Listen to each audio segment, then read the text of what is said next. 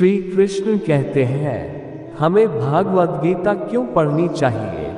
वास्तव में श्रीमद् भागवत गीता सर्वशक्तिमान है। भागवत गीता सभी संदेहों को दूर करके सभी प्रश्नों का स्पष्ट उत्तर प्रदान करती है और हमारा सही मार्गदर्शन करता है। ये हमारे जीवन को वांछित प्रसन्नता एवं शांति प्रदान करने वाला ग्रंथ है। मनुष्यों के पास विवेक है जिससे वह ये जान सकता है कि वह दुख क्यों पा रहा है। ऐसा विवेक केवल मनुष्य में ही है। क्या मनुष्य को अपने विवेक का उपयोग करना आवश्यक है, या वह जैसे अब तक जीता आया है वैसे ही जीते चला जाए। यदि हम नहीं पूछेंगे कि हम दुख क्यों पा रहे हैं, तो निश्चित है कि मृत्यु पर्यंत दुख ही पाते रहेंगे। जीवन में कभी न कभी व्यक्ति यह सोचता है, मैं इस दुनिया में किस उद्देश्य की पूर्ति करने के लिए आया हूँ, और इस जन्म से पहले मैं क्या था और कहाँ था, और मृत्यु के पश्चात कहाँ जाऊंगा। क्या ये जीवन और प्रकृति किसी के द्वारा चालित है। जीवन में परम शांति और संतोष प्राप्ति के लिए क्या करना चाहिए। ऐसे प्रश्नों और जिज्ञासाओं का जवाब भगवद गीता में उपलब्ध है। इसके अलावा रोजमर्रा की मानसिक व भावनात्मक समस्याओं का समाधान भी गीता में उपलब्ध है। ये भी बताया गया है, जैसे भागवत गीता 2.22 का अर्थ है कि अध्याय 2 का 22वां श्लोक। आपके प्रश्न है। प्रश्न 1, हम सभी चिंताओं से मुक्ति कैसे पा सकते हैं। उत्तर, भगवत गीता में अध्याय 2 के 22वां श्लोक में कहा है, जिस प्रकार मनुष्य पुराने वस्त्रों को त्याग कर नए वस्त्र धारण करता है, उसी प्रकार आत्मा पुराने और व्यर्थ के शरीरों को त्याग कर नवीन भौतिक शरीर धारण करता है। प्रश्न 2, शांति पाने के लिए हम स्थिर मन और आध्यात्मिक बुद्धि किस तरह से प्राप्त करें। उत्तर, भगवत गीता में अध्याय 2 के 66वां श्लोक में कहा है, जो कृष्ण भावनामर्थ में परमेश्वर से संबंधित नहीं है, उसकी न तो बुद्धि दिव्य होती है और न ही मन स्थिर होता है। जिसके बिना शांति की कोई संभावना नहीं है, शांति के बिना सुख हो भी कैसे सकता है। प्रश्न 3, भगवान का भोग लगाया हुआ भोजन ही क्यों ग्रहण करना चाहिए। उत्तर, भगवत गीता में अध्याय 3 के 13वां श्लोक में कहा है, भगवान के भक्त सभी प्रकार के पापों से मुक्त हो जाते हैं, क्योंकि वे यज्ञ में अर्पित भोजन प्रसाद को ही खाते हैं। अन्य लोग जो अपने इंद्रिय सुख के लिए भोजन बनाते हैं, वे निश्चित रूप से पाप खाते हैं। प्रश्न 4, अपने निर्धारित कर्तव्यों का पालन करते हुए क्या मन का नियंत्रण संभव है। उत्तर, भगवत गीता में अध्याय 3 के 43वां श्लोक में कहा है, इस प्रकार हे महाबाहु अर्जुन, अपने आप को भौतिक इंद्रियों, मन तथा बुद्धि से परे जानकार और मन को सावधान आध्यात्मिक बुद्धि से स्थिर करके आध्यात्मिक शक्ति द्वारा इस काम रूपी दुर्जय शत्रु को जीतो। प्रश्न 5, भगवद गीता का ज्ञान मनुष्यों के लिए कब से उपलब्ध है। उत्तर, भगवद गीता में अध्याय 4 के 1वां श्लोक में कहा है, भगवान श्री कृष्ण ने कहा, मैंने से अमर योग विद्या को उपदेश सूर्यदेव विवस्वान को दिया, और विवस्वान ने मनुष्यों के पिता मनु को उपदेश दिया, और मनु ने इसका उपदेश इक्ष्वाकु को दिया। प्रश्न 6, हम जीवन में परिपूर्णता कैसे प्राप्त करें। उत्तर, भगवत गीता में अध्याय 4 के 9वां श्लोक में कहा है, हे अर्जुन, जो मेरे आविर्भाव तथा कर्मों को दिव्य प्रकृति को जानता है, वह इस शरीर को छोड़ने पर इस भौतिक संसार में पुनः जन्म नहीं लेता। प्रश्न 7, हम इच्छित धर्म, अर्थ, काम, मोक्ष आदि की प्राप्ति कैसे करें। उत्तर, भगवत गीता में अध्याय 4 के 11वां श्लोक में कहा है, जिस भाव से सारे लोग मेरी शरण ग्रहण करते हैं, उसी के अनुरूप मैं उन्हें फल देता हूँ। हे पार्थ, प्रत्येक व्यक्ति सभी प्रकार से मेरे पथ का अनुगमन करता है। प्रश्न 8, प्रामाणिक आध्यात्मिक गुरु की शरण कैसे प्राप्त करें?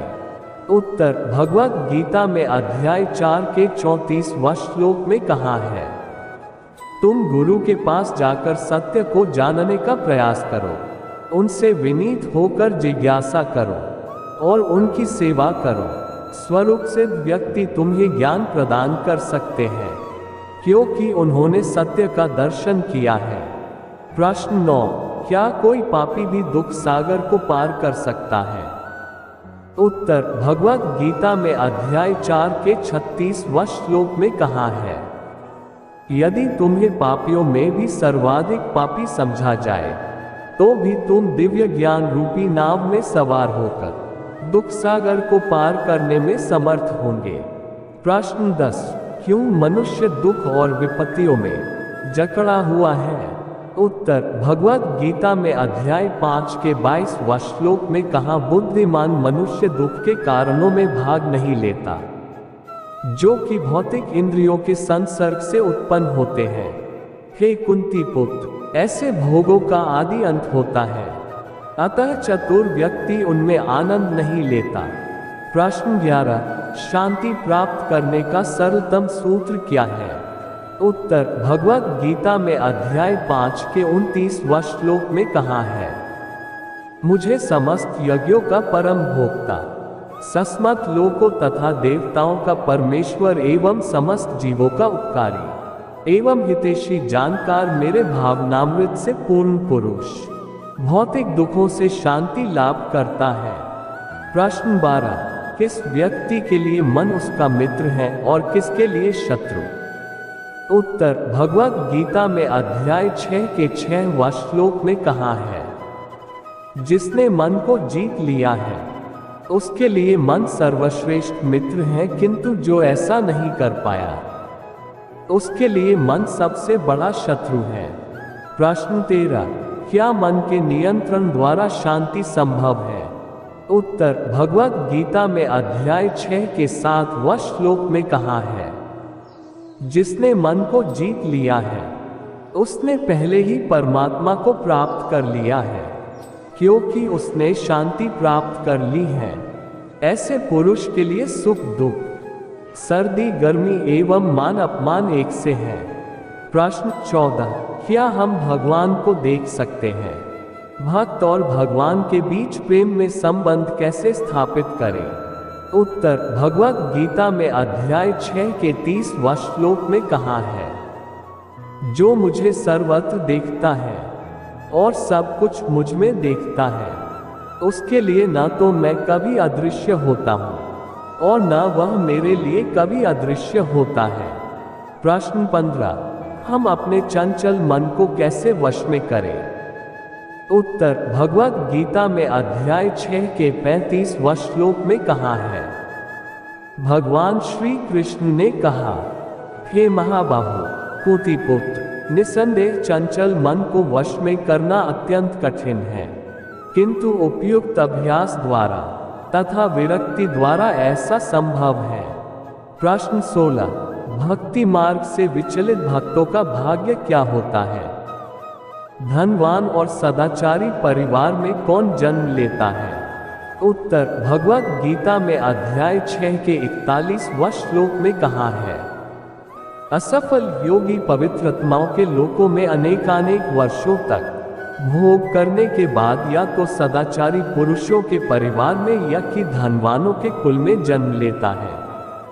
प्रश्न 17, पूर्ण ज्ञान क्या है?